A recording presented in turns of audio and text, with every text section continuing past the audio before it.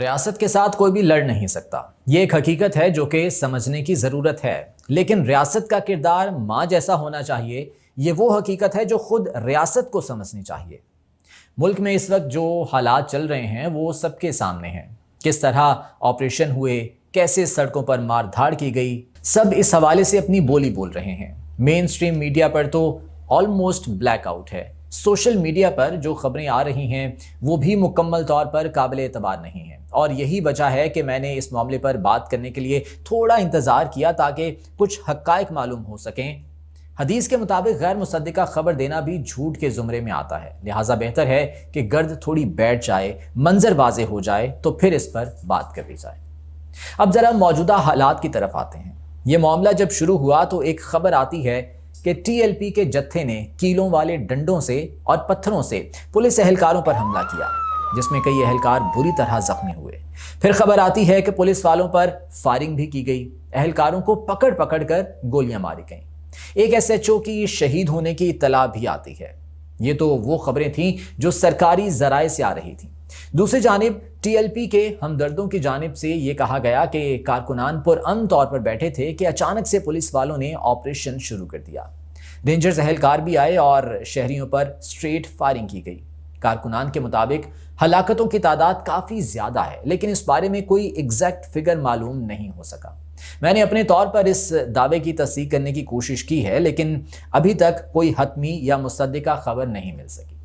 بہرحال ایک چیز تو کنفرم ہے کہ دونوں جانب سے ہونے والے حملوں میں ہلاکتیں تو ہوئی ہیں، اور زخمی بھی خاصے بڑی تعداد میں تھے جو مرید کے قریبی ہسپتالوں میں لائے گئے۔ اب یہاں مجموعی طور پر دو اہم چیزیں ہیں، ایک تو ٹی ایل پی کا احتجاج اور ان کی کال، اور دوسرا ریاست کا رد عمل۔ پہلے ذرا ٹی ایل پی کی بات کر لیتے ہیں۔ تحریک کے ذمہ داران کا کہنا ہے کہ یہ غزہ یکجہتی مارچ تھا جس کا مقصد فلسطینی عوام سے اظہار یکجہتی کرنا تھا، اور وہ اسلام آباد میں کسی مغربی ایمبیسی میں کوئی احتجاجی قرارداد بھی جمع کروانا چاہتے تھے۔ پہلی بات تو یہ ہے کہ ایسے ماحول میں کہ جب غزہ میں امن منصوبے پر بات ہو رہی ہے یا مذاکرات کا روایتی عمل چل رہا ہے، تو کیا ایسے وقت میں یہ مناسب ہے کہ آپ ملک کے اندر اتنی بڑی سطح پر تحریک کھڑی کریں؟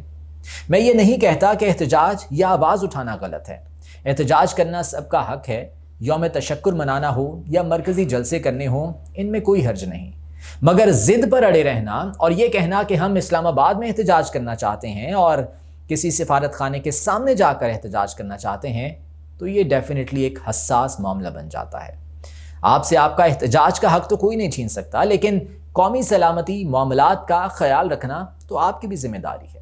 آپ یوم تشکر منا لیں کہ غزہ میں نسل کشی کا خاتمہ ہونے جا رہا ہے، یا یوم یکجہتی کی صورت میں کچھ ایکٹیویٹی کر لیں، اس میں باقی سیاسی اور مذہبی جماعتوں سے رابطہ قائم کریں، حکومت کو دعوت دیں کہ وہ بھی اس میں شامل ہو جائے، حکام بالا، گورنرز وغیرہ آئیں، اللہ کا شکر ادا کریں کہ غزہ میں ظلم کا سلسلہ بالآخر رک گیا ہے۔ ایک پیغام یہ بھی جائے کہ ہم صرف شکر ادا نہیں کر رہے بلکہ فلسطینی بھائی بہنوں کے ساتھ کھڑے ہیں اور ان کے بنیادی انسانی حقوق کی بحالی تک ہم ان کے ساتھ ہیں۔ میری رائے میں یہ اقدام زیادہ مؤثر ہوتا، بجائے اس کے کہ آپ ڈائریکٹ سفارت خانے تک چلے جائیں، جو کہ شاید ایک غلط فیصلہ تھا۔ ٹی ایل پی پاکستان کے سیاسی سیٹ اپ کا حصہ ہے، الیکشن کمیشن میں بطور پارٹی باقاعدہ طور پر رجسٹرڈ ہے، انتخاب لڑنے والی پارٹی ہے اور ان کا ایک ٹھوس ووٹ بینک بھی ہے، لہٰذا وہ اپنا حق استعمال کر سکتے ہیں اور مجھ سمیت ہر کسی کو اس حق کا احترام کرنا ہوگا۔ لیکن وہ کہتے ہیں نا کہ تالی کبھی ہمیشہ ایک ہاتھ سے نہیں بجتی۔ اس معاملے میں ریاست کا کردار اور رد عمل بھی بہت اہمیت رکھتا ہے۔ آپ میں سے بہت سے لوگوں نے 90 کی دہائی کی سیاست دیکھی ہوگی۔ اس دور میں کئی حکومتیں اپنی مدت پوری نہیں کر پائیں، لیکن اس وقت بھی رواداری اور مفاہمت کا ایک معیار تھا۔ اگر اپوزیشن ناراض ہوتی تو حکومت کچھ سمجھوتے کر لیتی، اور اگر حکومت کو اپوزیشن سے شکایت ہوتی تو وہ بھی بڑے دل کا مظاہرہ کرتے ہوئے ان کی بات سن لیتے۔ لیکن پتہ نہیں کہ اب ایسا کیا ہوا ہے کہ برداشت بالکل ختم ہو کر رہ گئی ہے۔ میں اکثر ایک بات کہتا ہوں کہ اگر آپ کے ہاتھ میں ہتھوڑا ہے تو آپ کو ہر مسئلہ کیل کی طرح نظر آئے گا۔ ہاں، جب حالات اس نہج پر آ جائیں کہ اداروں پر حملے شروع ہو جائیں، سول نافرمانی تحریک جیسی حرکات نمودار ہونے لگیں، تو ریاست کو اپنی رٹ قائم کرنی پڑتی ہے، اس میں کوئی دو رائے نہیں ہے، مگر یہ آخری اقدام ہونا چاہیے۔ پہلے مذاکرات، بات چیت اور مصالحت سے تمام مسائل حل کرنے کی کوشش ہونی چاہیے۔ اس کام کے لیے آپ علماء کی خدمات لے سکتے ہیں، 2-4 معتبر صحافیوں اور ثالثوں کے ذریعے بات چیت کا راستہ نکال سکتے ہیں، پروگرام کو ایک مشترکہ شکل دے سکتے ہیں۔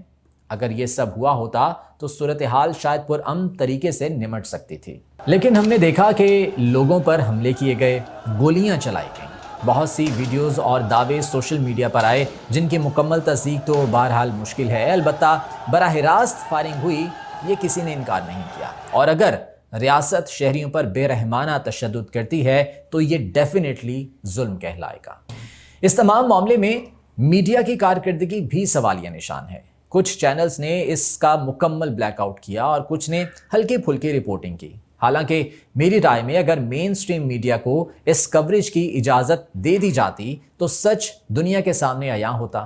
اس کے برعکس اسرائیل کی پارلیمنٹ میں جاری کارروائی پاکستانی میڈیا پر براہ راست دکھائی جاتی ہے۔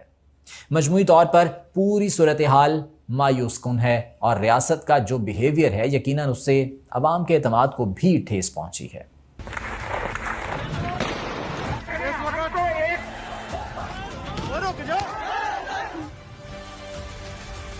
اس پوری ڈیبیٹ کا خلاصہ یہ ہے کہ ٹی ایل پی کی جانب سے غیر ضروری اور غیر ذمہ دارانہ فیصلہ تھا کہ ڈپلومیٹک انکلیو یا اتنے حساس مقام پر جا کر احتجاج کریں۔ ہاں، آپ اپنا آئینی حق ضرور استعمال کریں لیکن ذمہ داری کے ساتھ۔ اور دوسری جانب حکومت بھی یہ تمام تر صورتحال ایوائڈ کر سکتی تھی اگر ریاست نے سمجھداری دکھائی ہوتی اور مذاکرات یا تحمل کا راستہ اپنایا ہوتا۔ لیکن افسوس ہے کہ صورتحال اس نہج پر پہنچی۔ اس کے بعد اب آگے کیا ہوتا ہے یہ بھی بہت اہم ہے۔ حکومت یہ دعویٰ کر رہی ہے کہ اس نے ٹی ایل پی کے سرکردہ رہنما جو ابھی تک روپوش تھے ان کا پتہ لگا لیا ہے اور بہتر ہے کہ وہ خود کو قانون نافذ کرنے والے اداروں کے حوالے کر دیں۔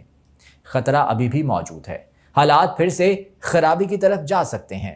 ضرورت اس امر کی ہے کہ دونوں فریقین تحمل کا مظاہرہ کریں اور معاملات کو بہتر طور پر نمٹا لیں۔ دوسری صورت میں نقصان صرف اور صرف عوام کا ہوگا۔ ملتا ہوں اگلی ویڈیو میں، اجازت دیجیے، اللہ نے کے بعد۔